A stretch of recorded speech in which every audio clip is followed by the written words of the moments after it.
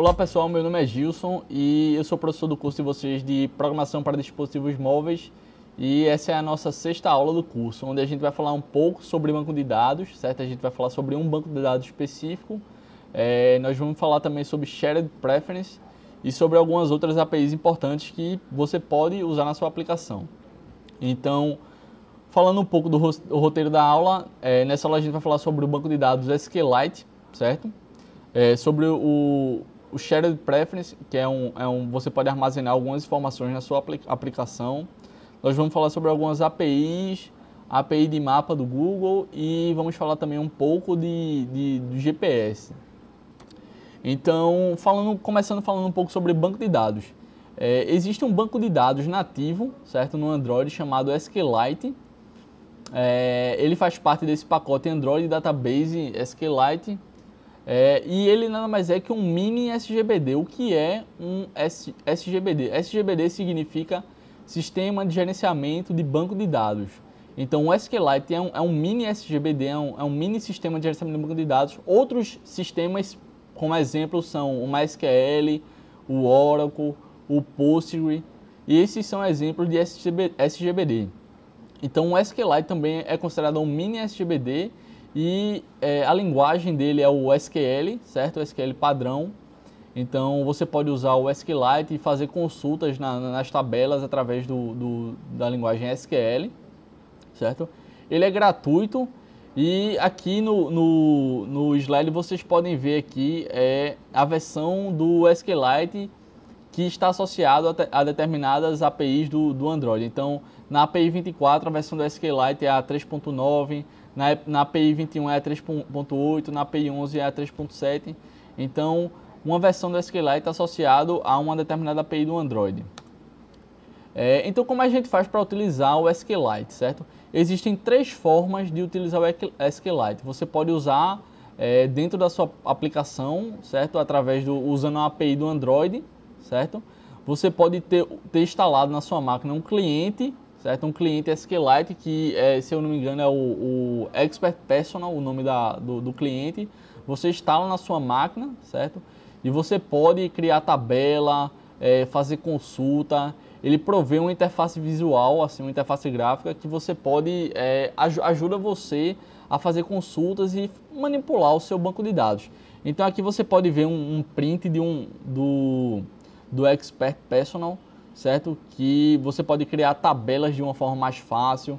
Em vez de você digitar as linhas, o código SQL, ele provê uma interface que facilita a criação de tabela e manipulação de dados. Então, existe essa opção também e existe a opção do console e do emulador. Então, através do console e do emulador, você pode inserir comandos de criação de tabela, comando de inserção de dados.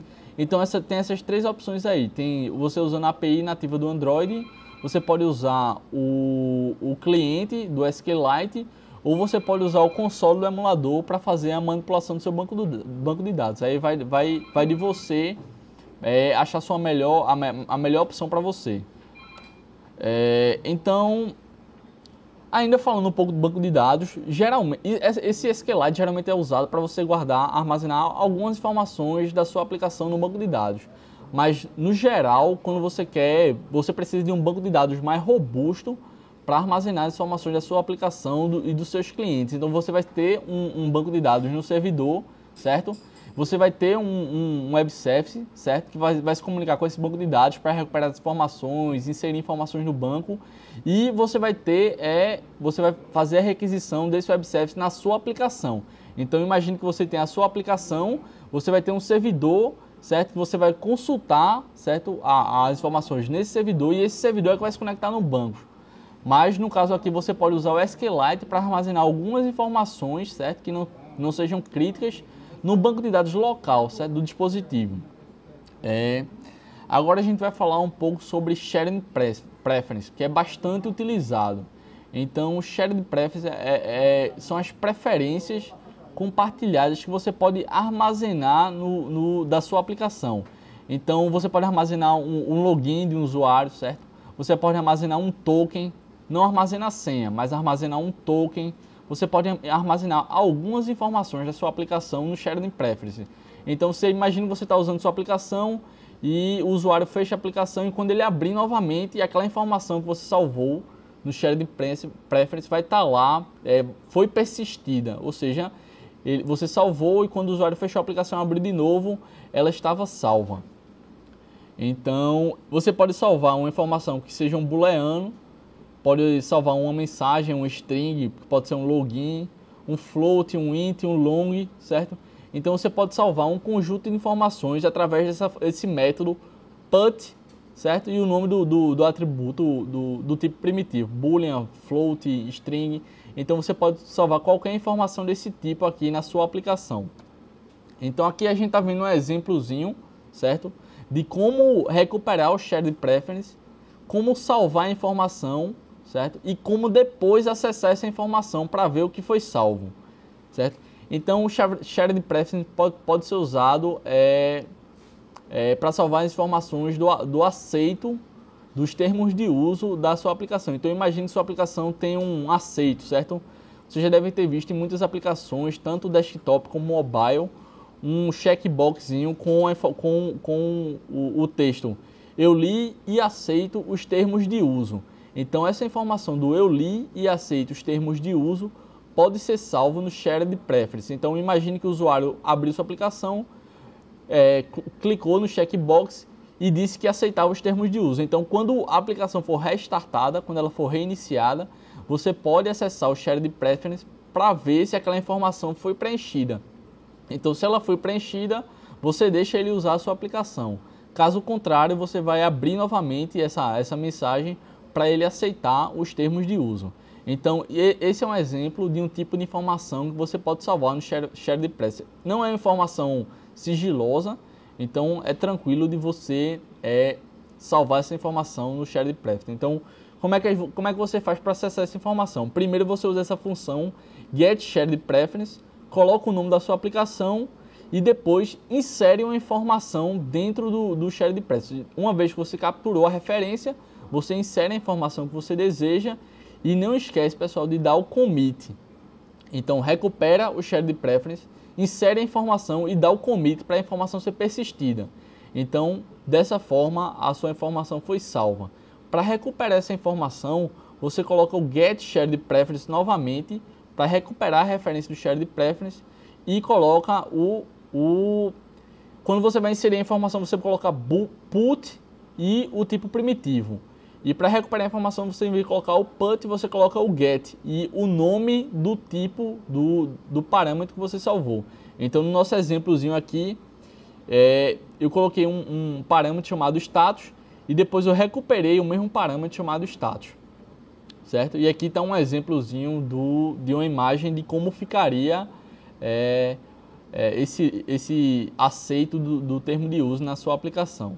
Então, aqui está um exemplo de como a gente usar o Shared Preference, como a gente recuperar a referência do Shared Preference, inserir a informação e depois como a gente recupera a referência e faz uso daquela informação que a gente salvou. No Android você pode colocar mapas para o usuário poder se localizar, certo? Para exibir alguma informação do mapa, localização do usuário, localização de algum ponto seu, certo? Então, existe essa API de mapas aí no Android. Você pode desenhar marcadores, por exemplo, você pode desenhar o usuário e desenhar restaurantes, marcadores, que são uns pinozinhos dizendo onde tem restaurantes próximos àquele usuário. Então, você pode usar essa API do Google Maps, certo? No seu dispositivo, na sua aplicação. E para desenhar um mapa, você pode fazer uso desse componente aí chamado MapView. Então, você importa a biblioteca e para desenhar um mapa, você faz uso desse componente chamado MapView. Você vai precisar de acesso à internet, então você vai ter que ir no Android Manifest e explicitar que você precisa de acesso à internet, certo? Porque você precisa se conectar no site do Google, informando uma chave sua e ele vai liberar permissão para você poder exibir um mapa na sua aplicação, certo? Então é basicamente isso, você vai fazer uso de uma API, certo? Que o Android já disponibiliza do Google Maps, você vai registrar a sua aplicação no site da Google, certo? E quando você for requisitar um mapa para o mapa ser exibido na sua aplicação, você precisa informar essa chave aí que você criou no site da Google e ele disponibilizou para você poder acessar o mapa na sua aplicação. E na sua aplicação você pode fazer uso do GPS também. Mas o GPS é importante você ter em mente que o dispositivo do usuário precisa ter um hardware de GPS. Não é só você usar a biblioteca do GPS, o dispositivo do usuário também precisa ter um hardware de GPS. E você precisa adicionar 2 permissões no Android Manifest para ele poder disponibilizar essa informação da localização do usuário para a sua aplicação. Então, além de você precisar ter o hardware no seu dispositivo, você precisa adicionar 2 permissões no Android Manifest para ele poder disponibilizar essa informação para a sua aplicação. São essas 2 permissões aqui, o Access Find Location e o Access Course Location. Então imagine que você tem um hardware, você adicionou essas permissões no seu Android Manifest e você quer desenhar a posição que o usuário está no mapa. Então você pode fazer uso dessa função aqui, OnLocationChange. Então você vai fazer uso dessa função aí, que vai ser disparada toda vez que o usuário mudar de posição. Então imagine que o usuário está na rua e ele está andando, e à medida que ele vai se deslocando na rua, esse evento aí, OnLocationChange, vai sendo disparado e vai mudando a localização dele, e você pode pegar essa localização nova, essa coordenada latitude e longitude nova, esse ponto novo que ele se encontra no mapa, e pintar a localização dele na tela. Então existe essa API aí do GPS que você pode capturar a informação do usuário. Existem outras APIs, certo? Tem o FCM, que é o Firebase Cloud Message, que é bem importante, certo? Que é uma API para notificação. Então, quando você está lá por exemplo, o WhatsApp, você está usando o WhatsApp e você recebe uma notificação que alguém falou com você. Então, provavelmente, esse tipo de aplicação, esse tipo de notificação é feito usando o FCM, certo? Que é o Firebase Cloud Message, que ele manda notificações. Ele pode mandar notificação para apenas o usuário e notificação para um grupo de usuários ou notificação para todos os usuários da sua aplicação. Vai depender aí da sua implementação, vai depender dos requisitos da sua aplicação.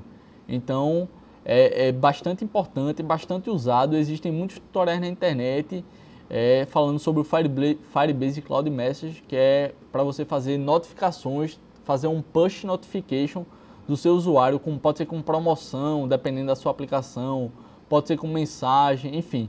Existe essa API aí que é bem importante, o FCM, para notificar o usuário de algum evento da sua aplicação. Beleza? É isso, pessoal. A gente se vê na próxima aula.